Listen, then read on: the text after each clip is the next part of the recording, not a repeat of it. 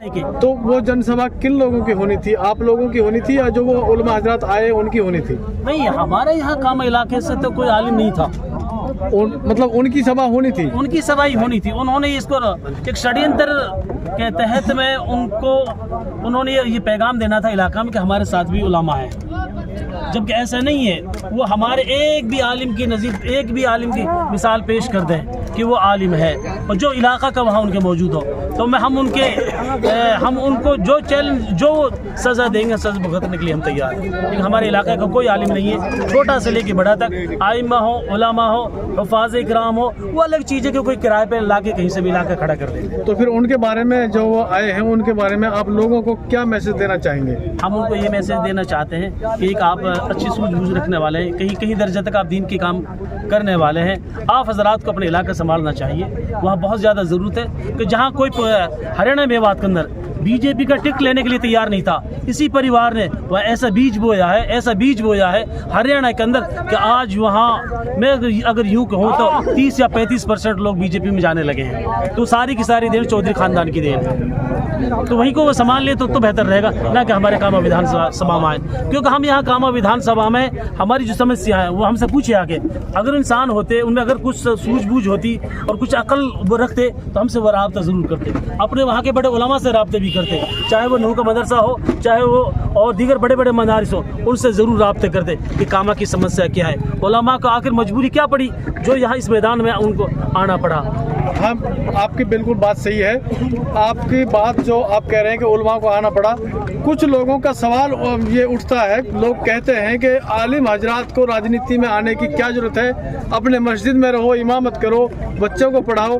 तो उन लोगों को आप क्या कहना चाहेंगे? मैं उनसे यही कहना चाहता हूँ, अगर उलमा ना होती थी मुल्क आज़ाद ना हो। 1857 की जो जंग आज़ादी का जंग का फतवा जारी किया, मौलाना रशीद शाह वली अल्लाह मुहद्दिस दहलवी रहमतुल्लाह अलैह के साहबजादे के अगर फतवा ना होता तो मुल्क कभी आज़ाद ना होता। मौलाना अबुल कलाम आज़ाद रहमतुल्लाह अलैह की उस तहरीक को और उस तकरीर को जो जामा मस्जिद सीढ़ियों पे दी थी जब मुल्क तकसीम हो रहा था, उसको पढ़े। और मौलाना अबुल कलाम आज़ाद सबसे पहले शिक्षा मंत्री बने, जो गुड़गांव विधानसभा से चुनाव लड़े और उन्होंने ये नज़ीर पेश की कि हमारा यहाँ हिंदू मुसलमान का जो भाईचारा वो हमेशा के लिए कायम हो। जब मौलाना अबुल कलाम आज़ाद चुनाव लड़ रहे तो उनसे ये भी कहा गया था कि आप गुड़गांव से विधानसभा का चुनाव ना लड़ें, क्योंकि यहाँ अक्सर गैर मुस्लिमों की, तो फरमाया कि अगर आज़ाद यहाँ से चुनाव ना लड़ा तो यहाँ की जो जमहूरियत है वो ख़त्म हो जाएगी। मुझे गुड़गांव से चुनाव लड़ा और वो पहले ही देश के शिक्षा मंत्री बने।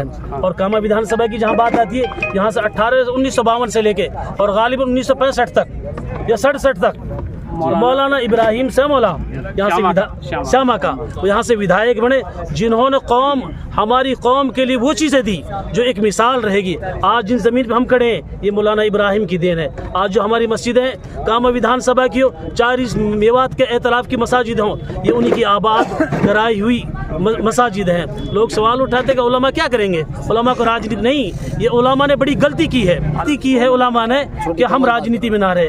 अब लोगों को ये महसूस होने लगा है कि उलमा क्यों आ गए, सबसे बड़ी कमी हमारी है इंशाअल्लाह। लेकिन अब आपको हर मैदान में उलमा नज़र आएंगे। हम उन उलमा को मुबारकबाद पेश करते हैं जो साबित कदम है आप अपने फैसले पर।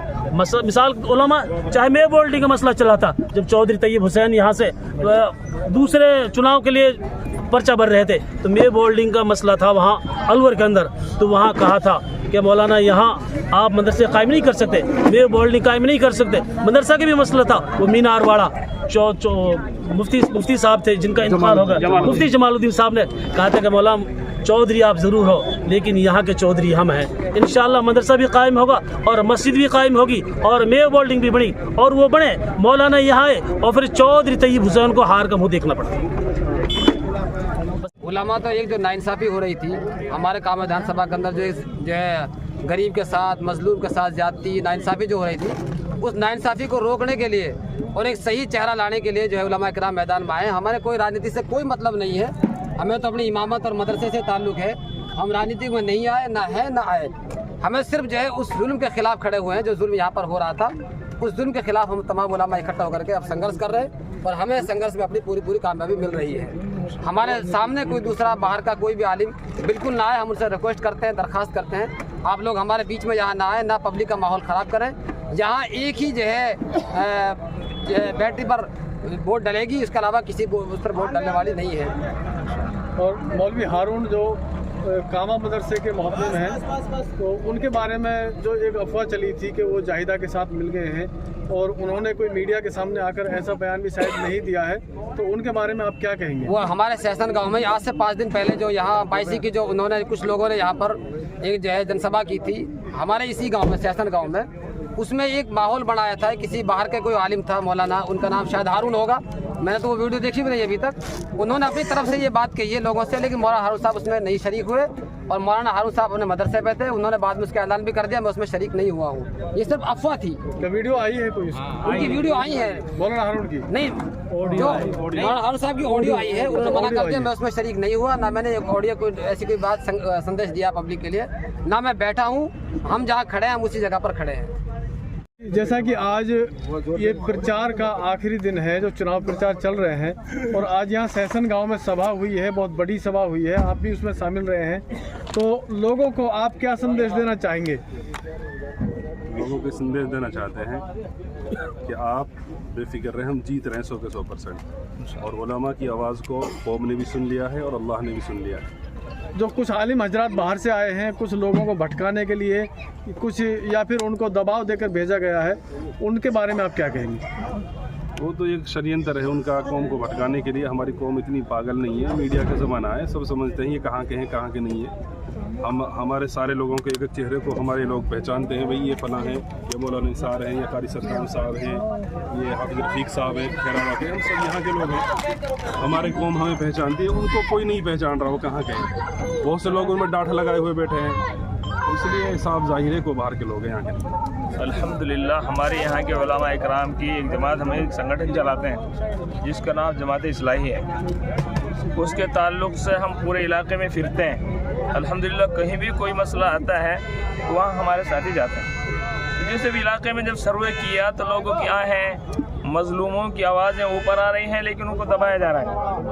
अब जब मजलूम आह आह कर रहा है तो फिर उलमा के बैठ के मशवरा हुआ कि इन मजलूमों के बारे में क्या करें। फिर ये तय हुआ कि खुदा न खास्ता ऐसा ना हो कि दुनिया का मसला दुनिया में निमट जाए और आखिरत का मसला बाकी रह जाए। क़यामत के दिन अल्लाह ताला पूछेंगे कि जब तुम्हें इल्म था कुरान का, हदीस का, मजलूमीन को मजलूम की आवाज़ को पहचानने का इल्म था, फिर तुमने आवाज़ क्यों नहीं की। उसके लिए एक बहुत बड़ा मशवरा किया गया, मीटिंग ली गई, उसमें ये तय हुआ कि भाई आज की जो सबसे बड़ी ताकत है दुनिया में, हमारे हिंदुस्तान में, वो वोट की ताकत है। अगर किसी जालिम की आवाज़ को दबाना होगा तो उससे अपने वोट को हटा के दूसरी जगह डालना होगा। इसके लिए फिर तय हो गया। अल्हम्दुलिल्लाह मीटिंग में हमारे उलमा कामयाब हो गए। अल्लाह का फजल है, उलमा की आवाज़ जो है, आवाज़ अवाम ने समझी, अवाम ने समझ करके अब ये मामला बिल्कुल करीब होता चला गया और लोग जैसे उठते चले गए तो सामने वाले जो है फरीक हैं उनको ये अटैक हुआ कि यार ये इन सारे उलमा ने ये फैसला किया, दूसरे उलमा लाओ और इनकी आवाज़ को दबाओ। इसलिए हम संदेश देना चाहते हैं सारे उलमा इकराम का, हम उनका एहतराम करते हैं, ऐसे नहीं हम आने वाले दूसरे कहाँ से लाए वो अब वो नहीं लोग बता रहे, देखो मुझे तो मिले नहीं है लेकिन लोग बता रहे हैं कि भाई वो हरियाणा से चल के आए हैं और फिर उनको जब मीडिया में देखा जा रहा है तो उनकी शक्लें भी पहचानी नजर नहीं आ रही। हम उनको पहचानते भी नहीं तो समझो पूरे इलाके के उलमा को हम पहचानते, उनकी नजरें जो है हटके हैं। इसके लिए हम उनको संदेश दे रहे हैं, भाई हमारी यहाँ की समस्या हम ही समझते हैं, आप हजरात से मुद्दवाना गुजारिश है कि हमारे यहाँ दखलंदाजी ना करें। आप उलमा कहाँ से हैं? ये सब हमारे सारे उलमा कामा विधानसभा से हैं, कामा विधानसभा के सारे आइम्मा हैं, सारे उलमा हैं, यहाँ एक भी बाहर का नहीं। आइडिया चेक करो ना, वो बाहर ही लगते हैं, उनकी शक्ल ही नहीं पहचानी जा रही।